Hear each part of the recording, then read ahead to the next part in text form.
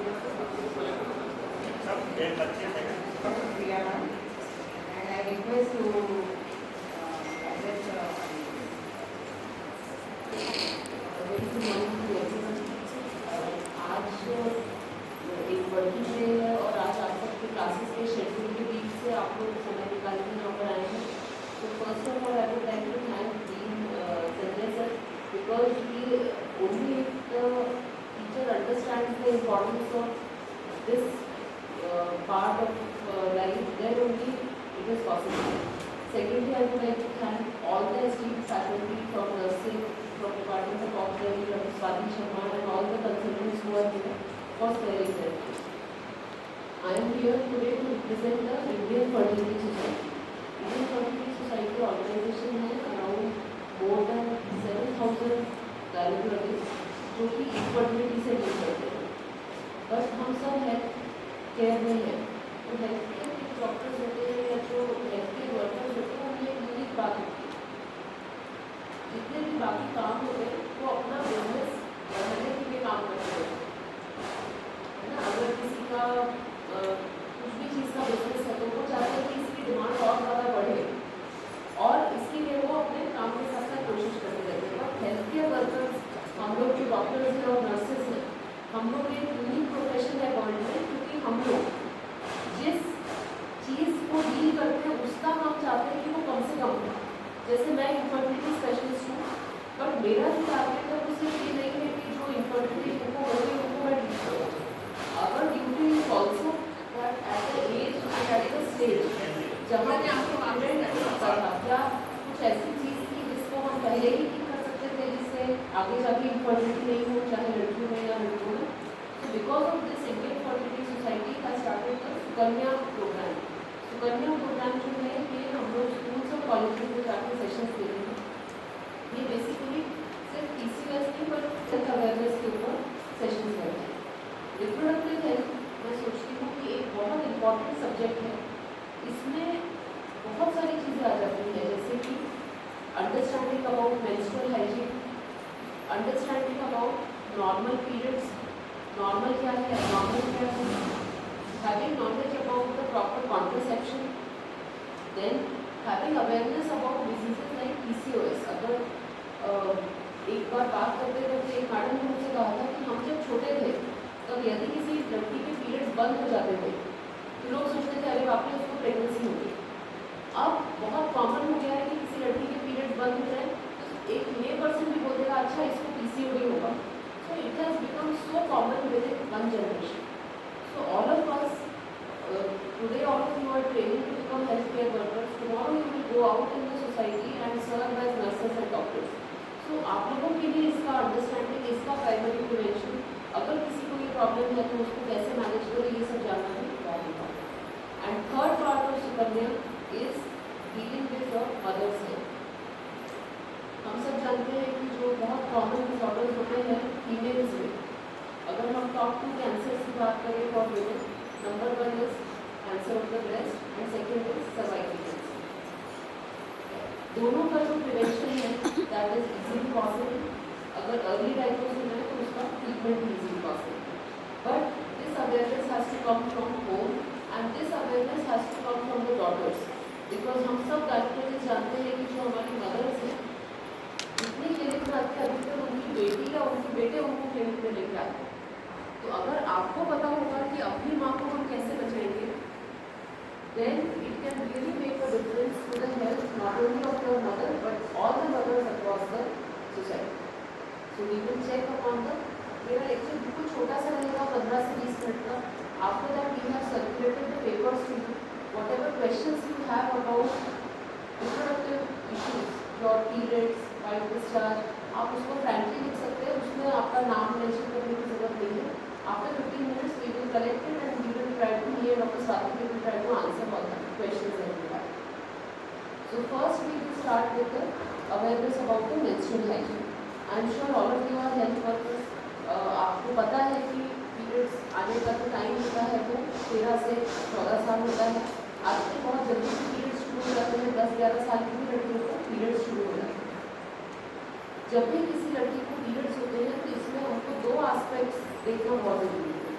सबसे पहला है अबाउट द पर्सनल हाइजीन में it includes not only how to manage the periods but also lot of societal constructs around the periods. तो ऐसा बहुत common होता है कि पीरियड्स के टाइम पे कुछ लड़कियाँ नहाती नहीं है, तो उन्हें बताया गया कि बाथरूम आप नहीं यूज़ कर सकते हो, कुछ लड़कियाँ किचन में नहीं घुसती है, बट आप सब नर्सिंग साइड से हो, डॉक्टर्स बनने वाले हो, so all of us understand that if the periods are dealt with in a hygienic manner, चाहे हम डिस्पोजेबल पैड्स यूज़ करें या हम कोई और टेक्निक्स यूज़ करें, there is no medical reason why the girl should be isolated during the periods. दूसरा एक बहुत कॉमन प्रॉब्लम है कि पीरियड्स के दौरान क्या हम नॉर्मल एक्टिविटी कर सकते हैं, क्या हम अपना काम कर सकते हैं, ड्यूटीज कर सकते हैं, चल सकते हैं। So I am sure all of you know the answer. अगर आपको पीरियड्स में बहुत ज़्यादा डिस्कम्फर्ट नहीं है, you are like any other day, आप अपने सारे जो काम होते हैं including exercise you can continue doing all of that. Second part of period hygiene is about the environment. एक periods के दौरान एक लड़की लगभग कम से कम 15 से 50 पैड्स यूज करती है। एक साल में अगर आप देखोगे तो उसका जो पीरियड का वेस्ट है that is more than 200-300 pads. ये जो सारे पैड्स हैं they are not biodegradable, it is said that lot of it is synthetic which does not degrade properly. Plus इसके अंदर ब्लड रहता है तो इसको हम लैंडफिल में भी बेचते हैं, ये कॉम्पोस्ट नहीं होता। तो इसीलिए जो अब इंडियन फर्टिलिटी सोसाइटी और सारे प्रोफेशनल ऑर्गेनाइजेशन का जो है that is on sustainable. So all the women should use techniques like menstrual cup. menstrual cup के बारे में आप सब कितने लोग जानते हैं? Menstrual cup is made of silicone. It is costing 200 or 300 rupees. It is going to last a woman almost 7 to 10 years. A single cup. It does not give out any harmful chemicals. It is very comfortable to use, and it is very environment friendly. So please request all your mothers, all your elder sisters to at least consider using the menstrual cup, क्योंकि अगर एक भी महिला menstrual cup use करती है तो हम बहुत सारे किलो जो menstrual waste है उसको लैंडफिल्स में पहुंचा सकते हैं। Second option for young girls जो कि सेक्सुअली एक्टिव नहीं है या जो जिनकी अभी डिलीवरी नहीं हुई है उनके लिए है डिस्पोजेबल रीयूजेबल कॉटन और क्लॉथ बैग्स। हम सब लोग सोचते हैं क्लॉथ पैड से हम सोचते हैं कि हम क्या वापस उसी टाइम में नहीं जा रहे जब कपड़ा यूज़ करते थे, बट आजकल जो यूजेबल कॉटन क्लॉथ पैड्स आते हैं they are having a very absorbable material, they are very user friendly, and हम लोग इंडिया में ब्लेस्ड है कि हमारे पास इतना सनलाइट है तो हम ये जो है इसको आराम से सुखा सकते हैं और इसको इजीली यूज कर सकते हैं। So other option for young girls is something called as a period panty. Period panty के अंदर भी एक एब्जॉर्बेबल लेयर रहती है, पीरियड पैंटी भी वॉशेबल है, तो यदि किसी लड़की के पास 1 या 2 पीरियड पैंटीज है तो इजीली वो साल भर जो है जो रिकरिंग खर्चा होता है पैड्स का उससे तो बच सकते हैं। So I really hope that at least some of you if not all of you will switch to a hygienic and environment friendly product for managing your periods. जो सेकेंड पार्ट है of the session that is on reproductive health and proper knowledge of contraception. All of us know that the biological brunt of reproduction is on the woman. Similarly, even after any kind of sexual activity, जो brunt है, जो biological इसका burden है, that is usually faced by the girls.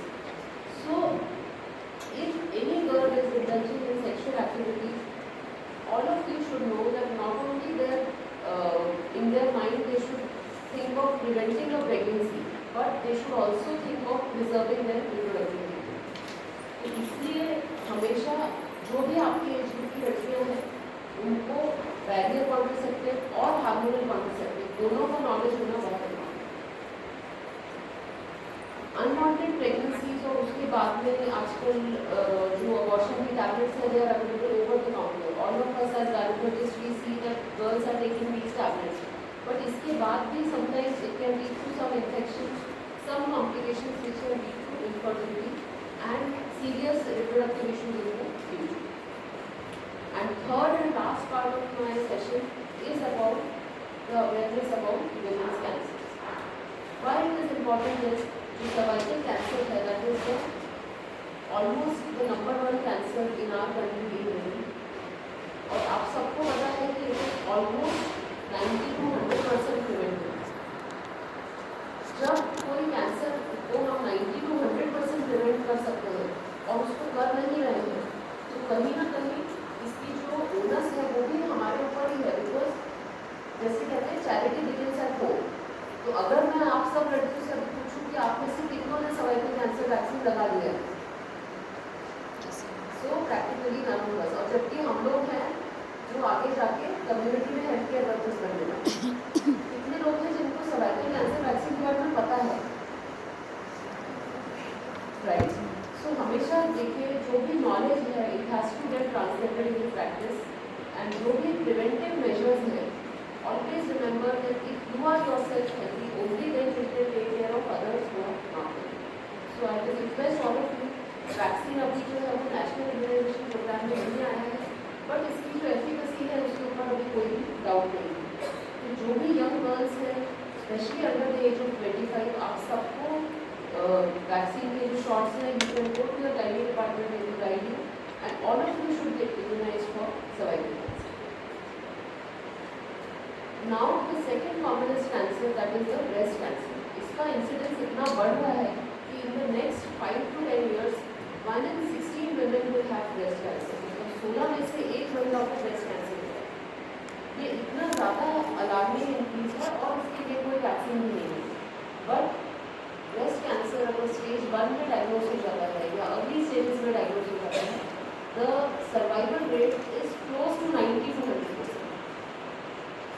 In fact बहुत सारे cancer surgeons ये भी बोलते हैं कि breast cancer is like becoming a chronic disease now. Chronic disease इसलिए बन रहा है क्योंकि हम उसको बहुत जल्दी डायग्नोज कर लेते हैं और बहुत सारी मोडालिटीज आ गई है उसकी ट्रीटमेंट के लिए। बट अगर मैं आप सबसे पूछूं कि आप में से कितनों ने अपनी मम्मी की मैमोग्राफी करा ली है,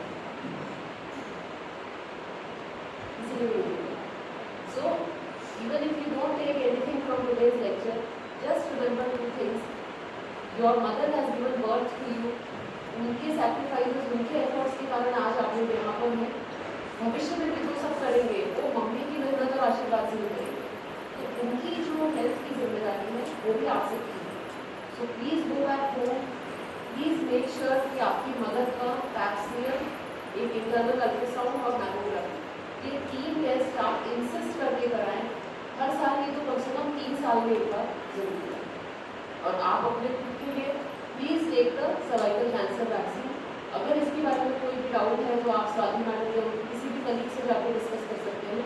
बट प्लीज़ ये जो गैप होता है बिटवीन नोइंग एंड डूइंग, उसको हमको जल्दी से जल्दी छोड़ना पड़ेगा। So with this I will stop my lecture. अगर आपके पास कोई भी क्वेश्चन है you can write it down and you can share with us. मैं और